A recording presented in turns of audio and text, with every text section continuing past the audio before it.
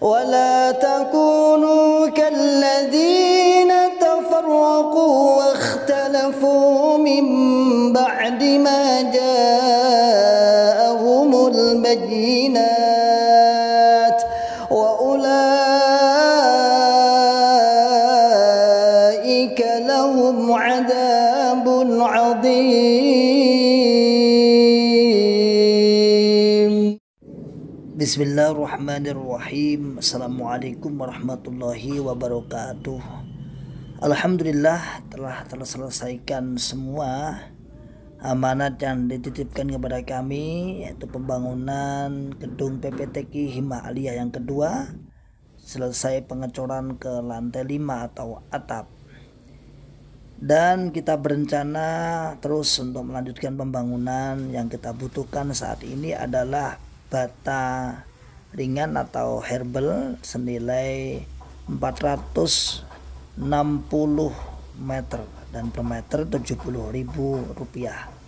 Bagi sahabat-sahabat yang ingin menitipkan sedekahnya, kami persilahkan untuk jariah. Tafadhol sebagai jariah kita semua, dan semoga Allah Subhanahu wa taala menerima amal baik kita semua. Barakallahu fikum jami'an.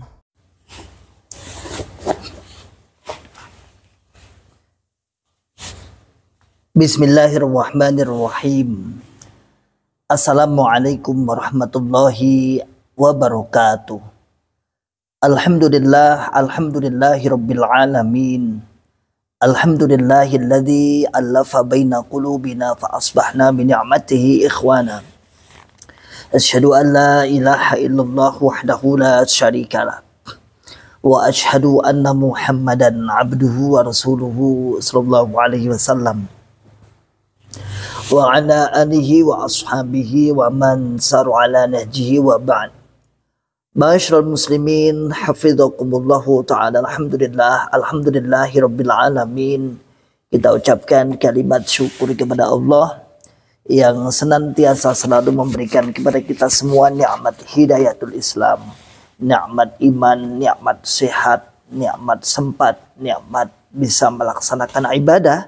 Wabil khusus pada sore hari ini saya setelah sholat berjamaah, sholat asar, dilanjutkan nanti kegiatan-kegiatan, ada 3 kali saya ada taklim pada sore hari ini. Semua pemberian Allah disyukuri dengan kalimat alhamdulillahirabbil alamin, dan terus semangat untuk membuka akal sehat, membuka akal waras, dan membuka akal selamat kepada saudara tua kita yang ada di dalam Islam Jamaah Jokam 354. Setelah tadi kita bisa live streaming, namun hari ini untuk sore ini tidak live streaming, kita hanya reguler mengirim video reguler, tidak apa-apa, tidak masalah. Pada intinya sama, yaitu mengajak, membuka, menyadarkan sahabat-sahabat, saudara tua kita yang ada di dalam Islam Jamaah Jokam 354 tentang situasi perkembangan-perkembangan yang ada dalam Islam Jamaah. Perkembangan-perkembangan ini yang kemudian menjadikan jalan-jalan kita untuk bisa berdakwah, bisa membuka mereka, bisa menyadarkan mereka, bisa menjadikan mereka tidak ketakutan terhadap mantan. Jadi kalau kita bisa memahami, kalau kita bisa mengerti, mereka itu sebenarnya ketakutan terhadap mantan, bukan ketakutan secara fisik, bukan ketakutan secara berantem dan lain sebagainya, insya Allah tidak. Namun ketakutannya adalah ketakutan akan runtuh, akan sadar, akan hilangnya kepahaman pemantapan Quran hadis jamaah yang menurut versi Islam Jamaah. Sehingga segala akses mereka tutup, segala ditutup semua. Ditutup semua, segala akses-aksesnya ditutup. Sehingga tidak bisa menengok, tidak bisa mengintip, tidak bisa mendengarkan. Sebenarnya bisa, artinya karena rasa ketakutannya dengan bersenjatakan taat surga gak taat rokok. Taat surga gak taat neraka, itu senjata mereka, senjata yang ampuh.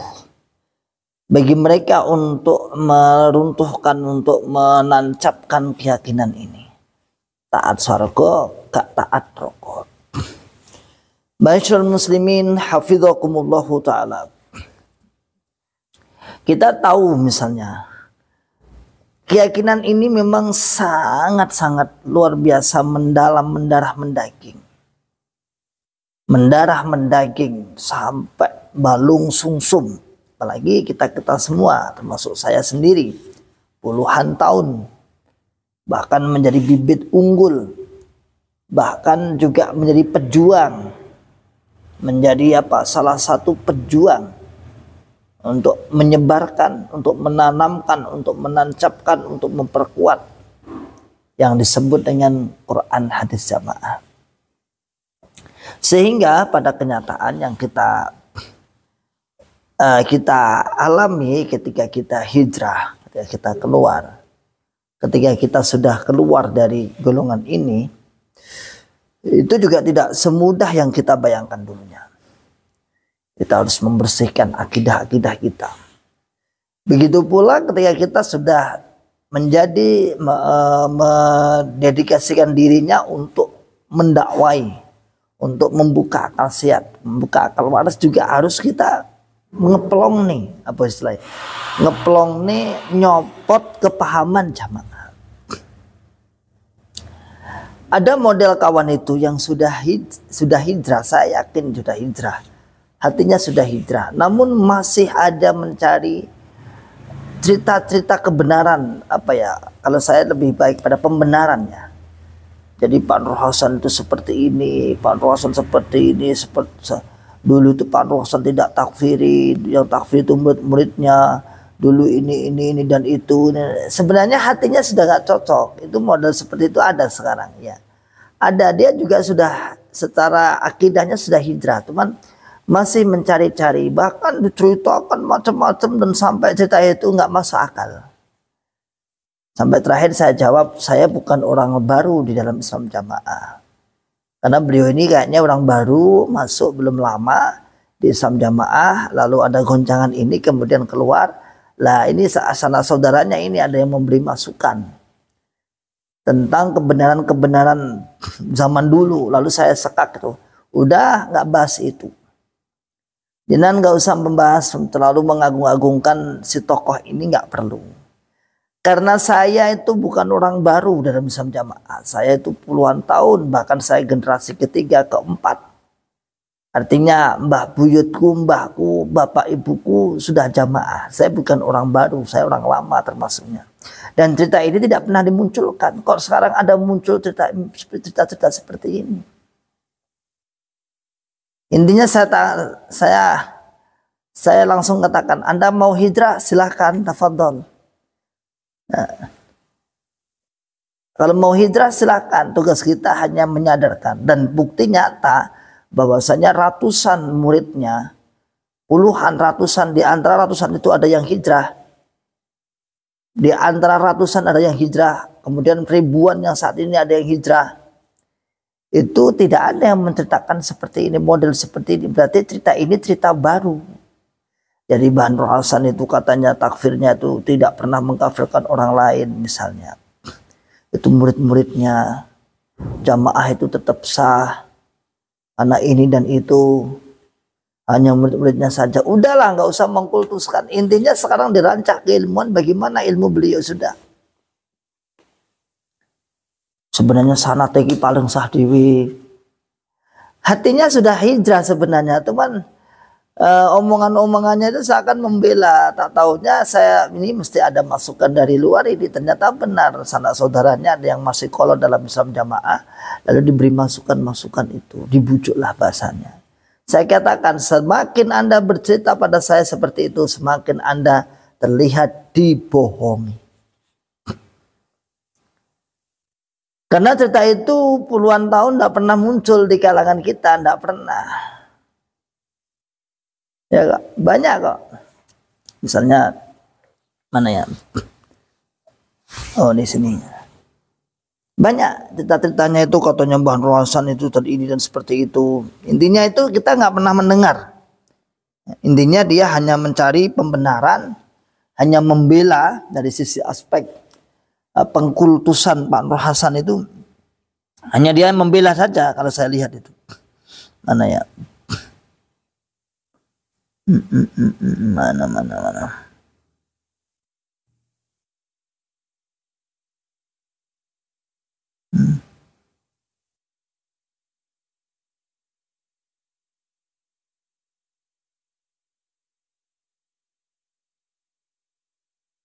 Nah, misalnya gini.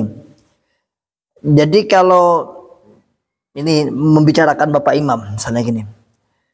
Pak Aziz itu kalau nasihat teksnya dari pengurusnya beliau tinggal baca dan pernah bilang mungkin saking mumetnya Pak Aziz bilang mau berakidah apapun dipersilahkan, cuman sayangnya nggak disampaikan ke seluruh jamaah, membingungkan. Nah, padahal tidak. Ini orang ini kan ditipu sama yang bercerita. Katanya Pak Aziz itu mempersilahkan mau berakidah apapun. Yang pertama berakidah apapun beliau nggak tahu mana koridor akidah yang benar. Yang kedua pokok akidah beliau itu adalah apa? Jamaah surga, nggak jamaah neraka, selesai.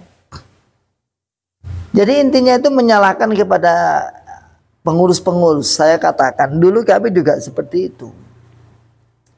Dulu kami juga seperti itu. Coba sahabat-sahabat itu kan awal-awal hijrah kan mesti menyalahkan ini dan itulah, amirnya enggak Mohsin Aris Rafiq dan sebagainya. Saat kita belum dibuka tirai kebusuan dan kesesatan Islam Jamaah, masih kita bulat. Artinya bulat itu artinya kita masih mendukung Islam Jamaah. Kita hanya melihat dari aspek kepengurusan saja. Enggak adil lah, seharusnya ulama di ini dan itu. Kita nggak tahu awalnya. Kan itu. Ayo kalau boleh jujur. Iki mami piye ke ulama dilereni dan sebagainya. Ternyata perlahan memang si ulama ini memang secara akidah jamaah enggak sinkron memang. Enggak sinkron, sedangkan yang berkuasa mayoritas adalah pemahaman orang-orang kolot. Ya otomatis ini. Saya kira itu hanya sekedar fitnah atau dan lain sebagainya. Ternyata oh ya benar dan kita nerima itu. Lah orang yang model-model yang masih bulat seperti ini dan model-model para mubalik-mubalik daerah itu masih bulat yang tidak mau hijrah. Bahwa Pak Khalil seperti ini membuat kerusakan, sekarang beliau kalau dikatakan membuat kerusakan, misalnya Pak Khalil, Pak Aziz dan Pak Mas'ud, Syekh Abdul Mas'ud misalnya. Kalau membuat kerusakan, bukankah Anda yang lebih membuat kerusakan lagi? Tidak mau mempercayai, tidak mau meyakini, tidak mau menerima bahwa saya pengertian jamaah seperti ini. Pengertian Islam seperti ini. Tapi waktu gue bulat. Ya kayak untuk siapa jenenge untuk Hansip lah bahasan. Dulu kan seperti itu sering kita mengatakan. Bulat aja. Padahal jelas akhirnya kita tahu, Masya Allah, ini walaupun benar pun benar artinya tidak ada pembulatan seperti itu. Justru malah kita membenarkan jamaah. Tapi kan dulu dalam Islam jamaah itu awal dewi koyok fitnah syekh itu loh ya. Ya mau ingin jadi jadi amir, pengen jadi imam, apalagi pengen menguasai keilmuan. Keilmuan harus dikuasai. Nah, itu kalau membuka akal sehat, membuka akal waras, memang anzilun nas manazilahum. Kalau memang beliau mampu di dalam bidang itu ya sesuailah. Jadi gitu. Jadi ada model orang yang sudah hijrah itu masih mencari pembenaran bulet. Padahal saya yakin hatinya sudah nggak suka, cuman kok iya ya, kok bener ya, kok iya Pak Nur Hasan kok seperti ini ya, kok seperti ini ya. Jadi carikan pembenaran, Maka itu nggak jauh berbeda dengan gerombolannya para Mbah Tojin dan kawan-kawannya, nggak jauh beda itu, bodoh. Wira beda kalau Mbah Tojin ra beda. Walaupun di dalam Islam jamaah beliau sudah tidak cocok, tidak sinkron di dalam, tapi dia selalu mengatasnamakan membawa kemurnian, nyekel kemurnian Abah, nyekel mangkulane Abah dan sebagainya. Kan seperti itu. Padahal di Islam Jamaah dia tidak digunakan. Sehingga cara pandang beliau, Batojin dan kawan-kawan ini, cara pandangnya bukan dari keilmuan, tapi dipandang dari kehebatan Mbah Yai Nur Hasan. Nah, seperti itu kalau sekarang dipertemukan dengan kawan-kawan mantan seperti itu sangat memalukan sekali karena nggak ilmiah. Nggak ilmiah. Jadi kalau kita katakan tetapi Islam Jamaah di saat ini, di zaman ini yang sudah serba ilmiah, dunia sudah terbuka, alat telekomunikasi sudah terbuka, sudah luar biasa seperti ini, itu seperti halnya meyakini sesuatu yang tidak masuk akal. Artinya tidak, ubahnya seperti meyakini dukun atau khurafat takhayyul. Apalagi jamaahnya dijauhkan dari ilmu. Jamaahnya dijauhkan dari ilmu. Gak oleh ngaji selain golongannya. Apa? Coba. Gak oleh bertanya hukum selain golongannya. Alasannya tidak sah ilmu mereka. Tidak sah ilmu mereka. Apalagi awal sudah jadi gurune jagat. Islam Jamaah menjadi gurune jagat. Tak taunya adalah apa? Guyune jagat. Bukan gurune. Guyune. Nanti guyune. Ya jadi bahan tertawaan. Kasihan sebenarnya Islam Jamaah itu, kasihan banget. Mesak nih. Bener, kita tuh kasihan bener.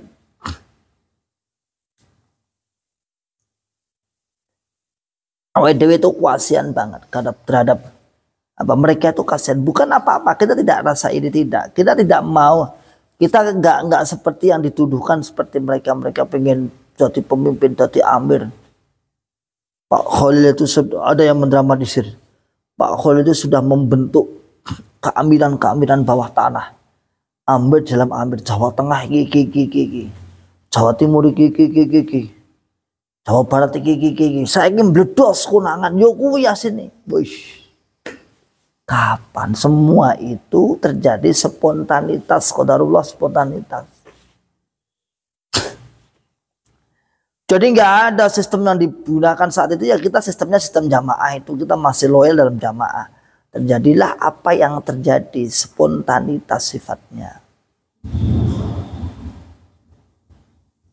Jadi enggak kok Pak Khalil itu sudah membentuk. Itu seakan-akan itu yang ngomong yang bodoh, yang dijawab omongan ya nggak pinter. Jadi yang cerita orang bodoh, yang diajak omong adalah orang yang nggak pinter, yang mendengarkan sama-sama kuadrat kebodohannya sehingga tersebar. Lihat cerita kayak mantep po, pengen menguasai keimaman. Mulane saiki ngertok to saiki ning Jawa Tengah sopo? Adi Kurdi, Ikhwan, Fauzi, iki dan iki biar mesti dibentuk saat terusnya. Bahkan dulu awal-awal kalau jenengan ingat seluruh raya itu ketika kita kumpul di dekatnya rumahnya Pak Adi Kurdi, Pak Kurdi itu di Solo Utara disiarkan bahwa saya sudah mengadakan bayat di Solo diwakili oleh Pak Adi Kurdi. No. Padahal kita itu pertama kali pertemuan saat itu kawan-kawan yang tercecer di Jawa Tengah, seluruh raya terutama tercecer saat itu kita kumpul saat itu. Tapi di seluruh raya disebutkan ini sudah mengadakan beat perwakilan. Ngapain? Dikira kita keluar itu pokoknya kuapin juga jamaah. Dikira kita keluar itu terus kemudian membuat jamaah tandingan. Dikira kita keluar kemudian membuat jamaah tandingan, membuat jamaah yang apa itu ya bayat nah. Nggak ada saudaraku semua, nggak ada. Ngopong ya. Lah faedah lah nggak enak faedah. faedahnya nggak ada. Sehingga kita saat setelah kemudian banyak kita hijrah ngaji taklim, kita bisa menempatkan diri. Oh ini toh jamaah, oh ini toh tempatnya seimam, oh ini toh fungsi jamaah itu seperti ini. Enggak yang seperti Islam jamaah. Pokoknya kumpul, dua amir, dipiat, kemudian ditaati. Ambil mas. Son. Oh. Bukan seperti itu.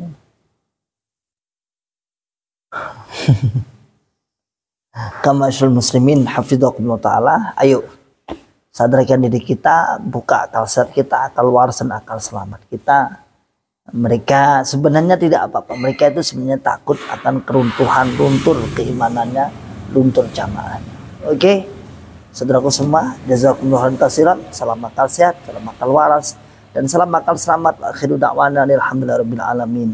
Assalamualaikum warahmatullahi wabarakatuh.